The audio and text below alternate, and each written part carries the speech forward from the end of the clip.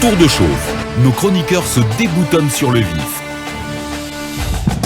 Mohamed, on s'intéresse à ces hôpitaux régionaux qui vont être construits. Les contrats ont été signés hier. Oui, les contrats des hôpitaux régionaux de Kindia, Labé, Kanka et Zirikuru ont été signés hier. 4 hôpitaux régionaux. 4 hôpitaux régionaux, pardon. Modernes. Modernes, entre le ministre de la Santé et de l'Hygiène publique, Dr Mamadou Pété Diallo. Il faut rappeler que c'est un médecin diplomate parce qu'il a fait aussi ses armes dans la diplomatie et il l'est déjà, en compagnie du ministre de l'économie et des finances du plan et le représentant du groupe EFAGE qui a eu le contrat de construction de ces centres hospitaliers régionaux.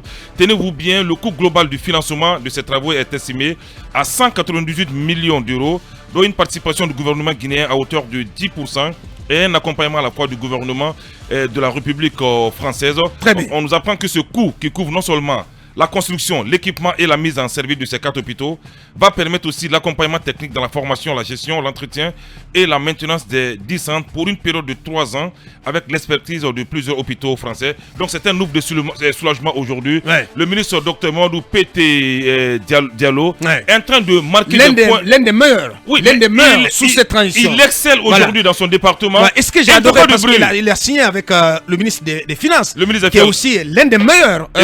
Mais il nous a séduit la semaine dernière, franchement. Mais monsieur plein d'initiatives et qui a une connaissance parfaite de ce secteur-là. Ce qui m'a frappé quand il a affirmé qu'à son arrivée, le ministère de l'économie et des finances était un ministère de paiement. Et c'était tout sauf un ministère de l'économie. Sincèrement. Ça, c'est une attaque. Oui, voilée. Hein? Mais qu'est-ce que tu veux? C'est une attaque. Qu'est-ce que tu veux voilée. Qu'est-ce que tu veux qu'il dise? Oui, oui. Voilà. Il charge son prédécesseur. Mohamed. Ah oui. On comprend mieux maintenant pourquoi il était envoyé là-bas. Ça marchait pas du tout. Donc parlons des hôpitaux. Ça marchait pas. Et Abouakar, il faut préciser que chacun des 4 établissements aura une capacité d'accueil de 200 lits avec la disponibilité d'un plateau médico-technique de haut niveau et toute spécialité médicale, chirurgicale, pédiatrique et gynéco-obstétricale.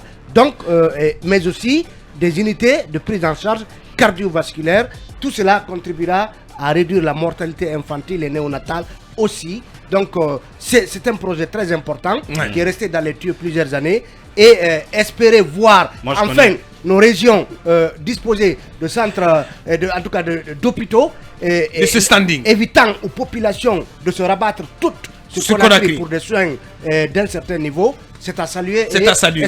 C'est à l'actif des autorités de la transition. Oui, cabinet.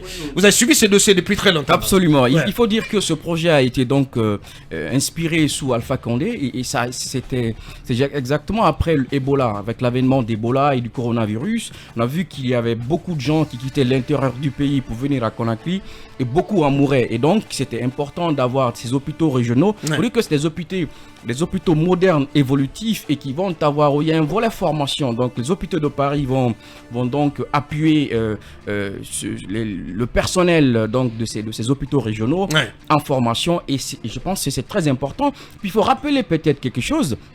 Un consultant national a beaucoup travaillé sur ce projet. Il s'agit du cabinet Kajak Consulting dirigé par Cheikh Kouba.